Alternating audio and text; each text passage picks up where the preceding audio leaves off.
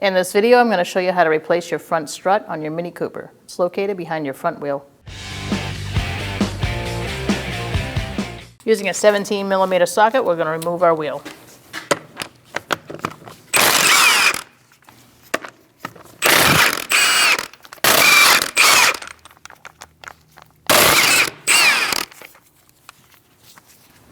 Let's remove our wheel. Using a 17mm socket, we're going to remove this nut on our top sway bar link. It may spin, and if it does, I'll hold it with some locking pliers, but we're going to try without. Sometimes you get lucky. We at least loosened it, so now I'm going to hold it still on the back side.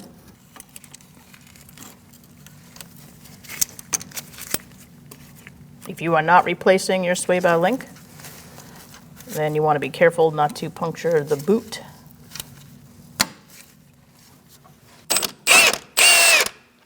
Remove the nut. Sometimes you do have to heat these up and burn them off. If yours is stuck and won't come off, that's what you're going to have to do. We can release our locking pliers.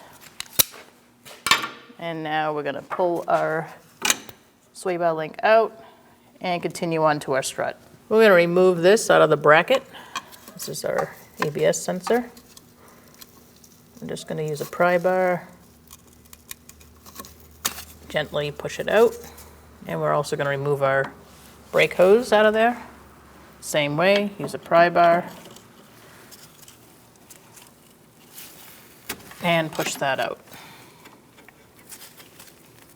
I'm going to remove it from here too, just to give me a little bit more slack. I don't have to worry about it. I'll set that off to the side. Next, we're going to go for this bolt in the back and just get it out. Before beginning, you are going to want to turn your wheel out so the caliper is facing all the way to the left. Then you're going to bang down on the knuckle, and that should allow enough clearance to get the strut out. Using an 18mm socket, we're going to remove this bolt.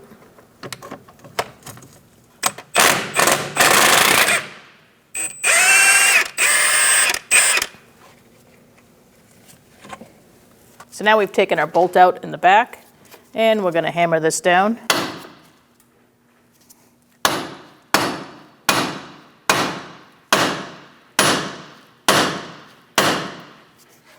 And you are going to try to wiggle this out. You might need a pry bar just to push down on that control arm a little bit more.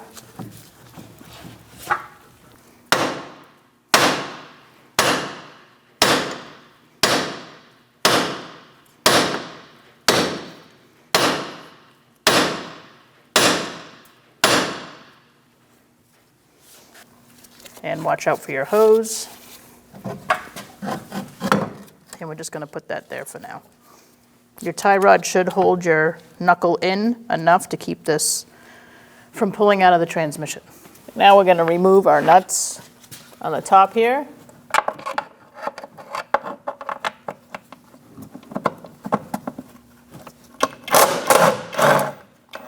I'm just going to take out two for now. And for this last one, you want to make sure you got a good hand on your strut.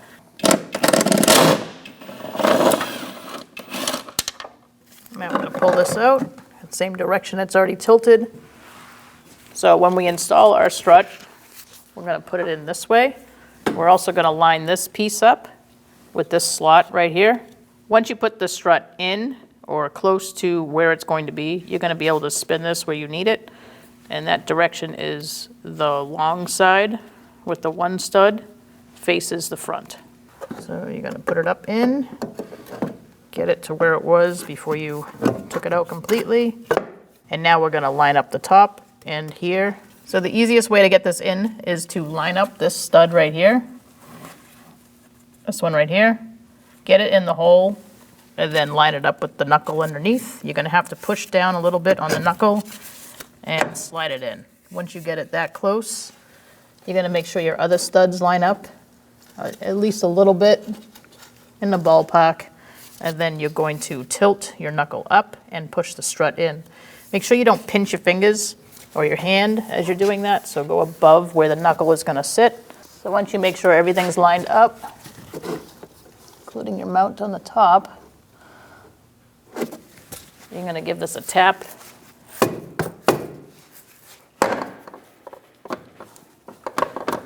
Once you get your studs up in there, you're going to apply more pressure. You can get a nut started.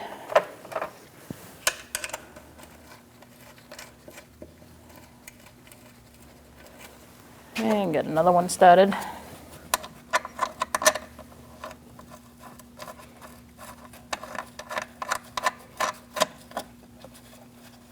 Now we're going to put our other nut on. We're going to snug these up. And that's going to bring your strut up for you. And now we can push it onto the knuckle. All right, so now here we are. We're getting our strut in the knuckle. You may have to move it around a little bit. I put a little penetrating oil to help ease installation. If you're having a hard time getting the strut in, feel free to jack up your control arm and help put pressure on it, and then you can hammer it in that way. In order to get the strut into the knuckle, you have to make sure that this piece of the frame is right between this bracket and your hose bracket. Once you have that right there, you can push it in, and then we can spin the strut where it needs to be.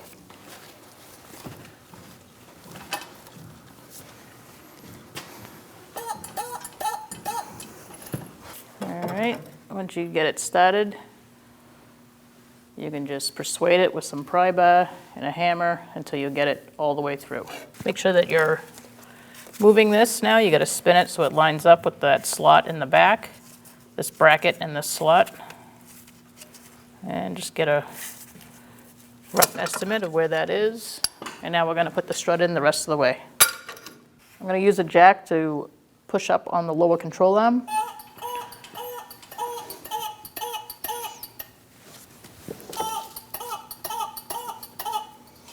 You might have to tap that knuckle a few different ways in order for it to slide in.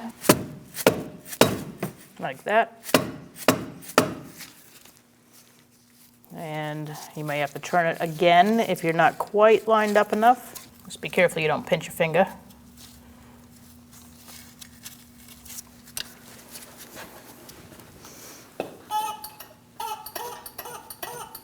Once it's lined up, you can continue jacking it up or whatever you're using to pull up on that control arm. Now I'm just going to make sure that that bolt is free to go in using a punch. Looks like it clears. So we're going to put that bolt in.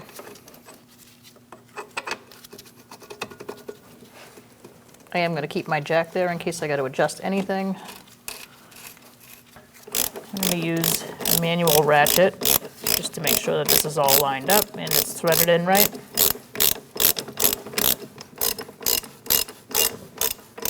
I can see that the bolt is threaded in. Let's tighten this up.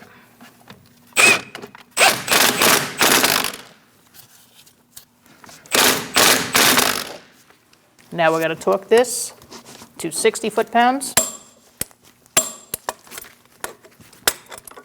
We're going to torque these to 25 foot-pounds.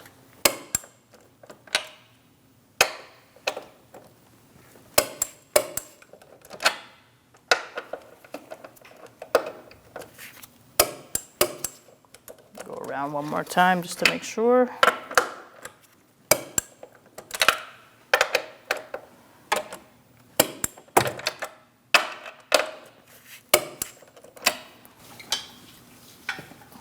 Now we're lowering the jack and getting it out of the way. So now we're going to put our hose back where it belongs, slide it into its bracket, and we're going to feed our speed sensor and wear indicator wire back where that goes.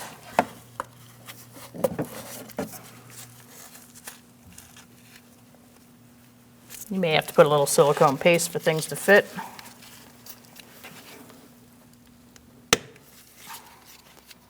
Make sure everything's secure. We're going to line up the sway bar link now in the back bracket. You may have to pry down on your sway bar length bar. And start the nut. Let's tighten that up and torque it. I'm going to torque that to 41 foot-pounds.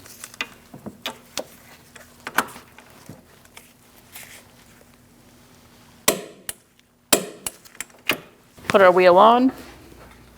Make sure you line it up. Once you're lined up, you can get one of your lug nut studs started. You are going to have to keep a hand on it.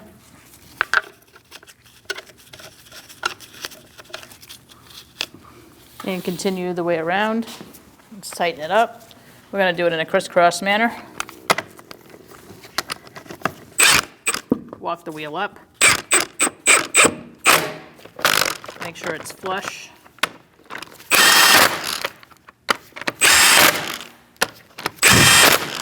We're going to torque our wheels to 95 foot-pounds. I'm using a 17mm socket. We're going to do this in a crisscross pattern.